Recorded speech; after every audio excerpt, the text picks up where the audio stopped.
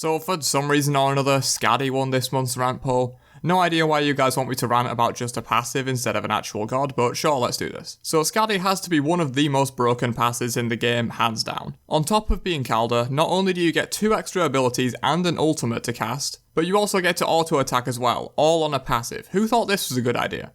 Skadlr's kit is already strong enough that he doesn't need Skadi on top of that. Okay, now, but in all seriousness, who at high res actually thought buffing Skadi was a good idea? She's one of those gods that just makes the entire game unfun when they're strong. They should just give Skadi the Loki treatment, which for those not aware is where basically if Loki gets over a 50% overall win rate, he gets immediately nerfed regardless of all other factors because the game is unfun when Loki is in every game and is an actual meta pick. The same thing should just occur with Skadi, but not only do they not apply that same logic to her, they buff her instead. A god that's main playstyle is to just press 2 on someone and watch them die is not something I want to see in 80% of my games, so why make her top tier? Well, according to Hi-Rez, it was, quote, to address the core frustrations players face when playing Skadi. How? How does this change do anything to remove frustration other than make her better so plebs can use her more easily? And don't even get me started on playing against her. Even if this change was in fact really good for people playing as her, it's far outweighed by the negative of making her 10 times more frustrating to play against. They basically removed all counterplay on the most frustrating part of her kit, being Skadlr. That's not a good way to reduce frustration, Hi-Rez. So just to wrap, Skadlr can bite for 80% of Skadi's auto attack damage, so basically like having a second god. Can dash doing 130% of her basic attack damage every 5 seconds, so like a normal god's ability.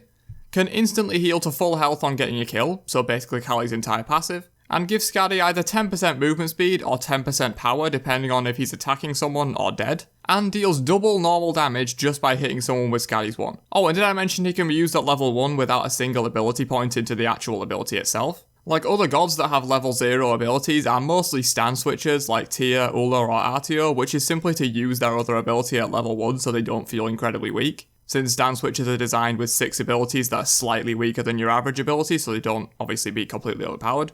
Skadi basically gets a second kit starting at level 0 though, so that seems fair, right? So Skadlr is definitely my main problem with Skadi's entire kit, but that doesn't mean the rest isn't annoying as hell. And by the rest, I pretty much just mean the slip and slide. This has to be hands down the single most annoying type of CC in the entire game.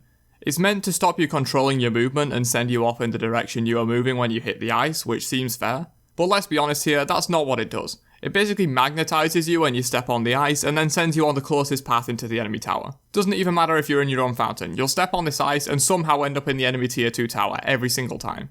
Okay, I'm memeing, but seriously, this ability more often than it should seems to send you flying straight into Skadi or an enemy tower, or send your entire team out of the range of Gold Fury while you're trying to take it, which leaves it open for Skadi to steal. You'd think this ability, given its unpredictability, would sometimes fuck over Skadi herself or cause her and her team to miss abilities and the like, but that just never seems to happen. Honestly, the main reason for this rant is just the buff that she got.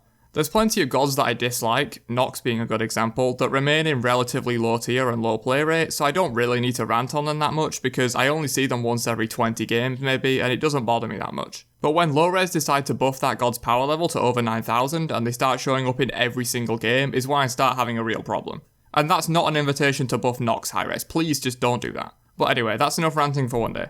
Hope you guys enjoyed this one, and if you did, then of course drop a like and subscribe for more rants, and I'll catch you guys in another video later on. Have a great day, and peace out, you nerds.